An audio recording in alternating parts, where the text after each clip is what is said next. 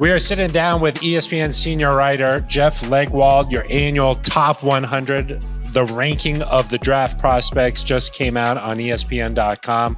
Leggy, how'd you feel like it went this year? You never feel great about it just because you spend months and months, like the teams, you spend months and months stacking the board, and then all you can do is watch how it goes. So it is an odd year. I think you're still seeing the impact of the COVID.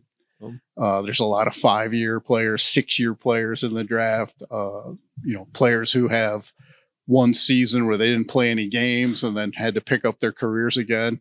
And NIL has affected the back end of the draft. I think last year's draft was thinner than most years because guys can simply do better back in college in a big program than they can as a 6th or 7th round pick. So I think the 7th round of this draft is like last season.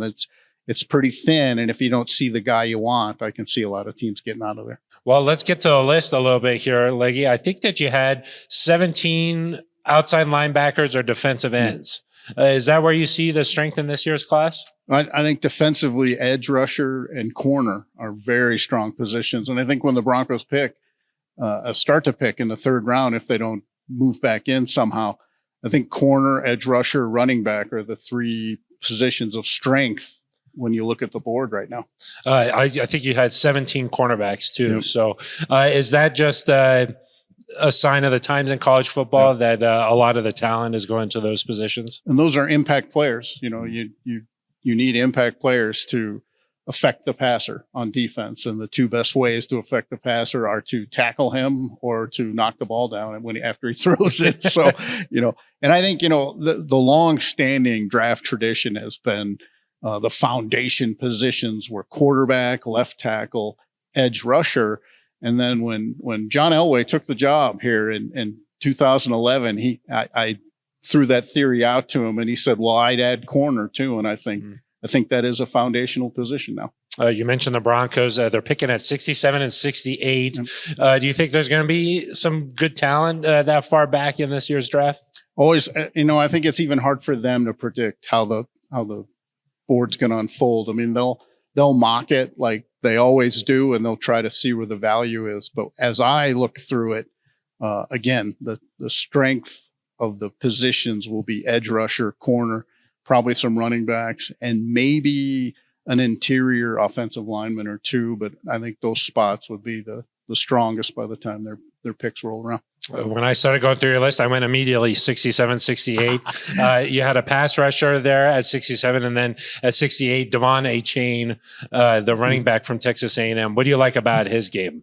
Just he's toughness for a small guy. He has no hesitation between the tackles, and the running backs coaches I know always look for that among the smaller backs.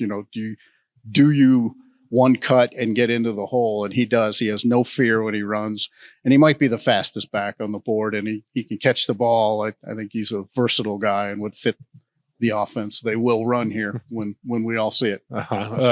We're waiting to see this offense on the field. What do you think about the thought on running backs now? It seems like for a while there, nobody wanted to touch the running backs early on in the draft. Now we're seeing some premier guys coming through. Well, Phil, this will test the analytics, power of analytics in the league, because one of the best players on this draft board, and I know of a couple personnel directors in the league who believe he is the best player on the draft board, Bijan Robinson, the running back from Texas. He will test sort of the power of analytics because the numbers crunching has said that's not a position of value in the 1st round anymore, and that perhaps it's a 1 contract position that you shouldn't resign. But, people vary on that opinion, but that is the math right now. And we've seen that in the running back position. It just also happens to be one of the deepest positions in this draft. And it could force a lot of those guys down the board just because there's so many of them and everybody's going to want their type. But Bijan Robinson is absolutely one of the best players on this draft board. And I think he will go early in the 1st round. I don't know if he can go top 5, but he will go early. Just a couple more for you here, Leggy.